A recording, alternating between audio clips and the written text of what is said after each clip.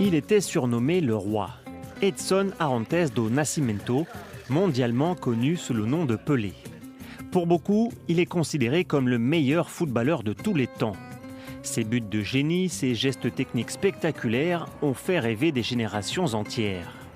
Des exploits sur les terrains qui ont fait de lui la première star internationale du football.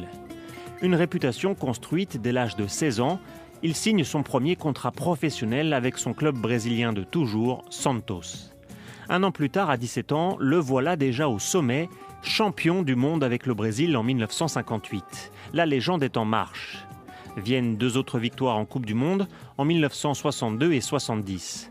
3 titres qui font de Pelé le seul joueur triple champion du monde de l'histoire. Le roi approche alors de sa fin de carrière. En 1974, à l'âge de 34 ans, il annonce prendre sa retraite, puis revient sur sa décision devant l'offre financière alléchante des New York Cosmos. Plusieurs millions de dollars en échange d'une mission, développer le football aux États-Unis où ce sport est encore confidentiel. De 1975 à 1977, il remporte une fois le championnat américain et participe à de nombreux matchs de gala.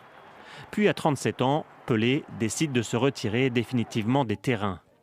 Parmi ses nombreux records, il revendique celui de meilleur buteur de tous les temps. 1283 buts marqués en tenant compte de tous ses matchs disputés. Il collectionne aussi les distinctions, élu joueur du siècle par la FIFA et athlète du siècle par le Comité international olympique. Dans l'histoire du football, un seul homme lui a contesté son titre de meilleur joueur de tous les temps, l'Argentin Diego Maradona, au sommet de son art dans les années 1980. Après sa retraite sportive, Pelé utilise sa renommée pour des causes internationales. Il est nommé ambassadeur pour l'ONU et l'UNESCO. Il devient aussi brièvement politicien de 1995 à 1998 à la tête du ministère des Sports brésilien. L'après-carrière de Pelé est ensuite régulièrement rythmée par diverses tournées sponsorisées aux 4 coins de la planète. Comme ici avec Kylian Mbappé en 2019. L'aura de Pelé est toujours intacte, même pour la jeune génération. Le football m'a donné tellement d'opportunités de réaliser des rêves, et même des rêves que j'avais pas, parce que je pensais que c'était irréalisable. Et cette rencontre en fait partie. Mais avec l'âge et les nombreuses blessures durant sa carrière de joueur, les problèmes de santé se multiplient. Ses apparitions publiques deviennent de plus en plus difficiles. Je dois remercier Dieu pour ma santé et pour le fait d'arriver à cet âge encore lucide. À partir de septembre 2021, les hospitalisations deviennent mensuelles pour traiter un cancer du côlon. L'état de santé du roi Pelé était surveillé avec anxiété dans un pays où le football est une religion.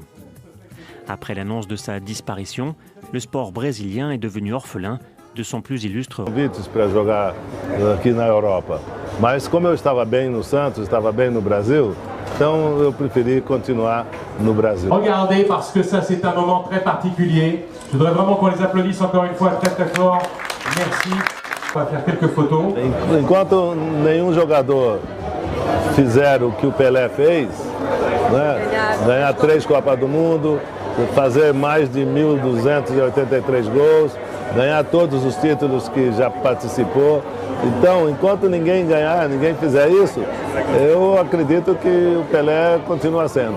Para mim foi a mais emocionante, que eu tinha 17 anos. Mas a mais importante para mim, sem dúvida nenhuma, foi a de 70, né, no México, porque foi a última Copa do Mundo que eu joguei. Eu joguei 4 Copas do Mundo. E a última foi a melhor, né, que eu ganhei. A grande surpresa foi que o Brasil, que era o favorito na Copa de 50, e perdeu para o Uruguai. Então foi um desastre, né?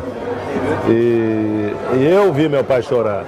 Meu pai estava escutando o rádio, estava ouvindo o rádio, aí meu pai estava chorando. Eu falei, o que está chorando, pai? Ele falou, o Brasil perdeu a Copa do Mundo.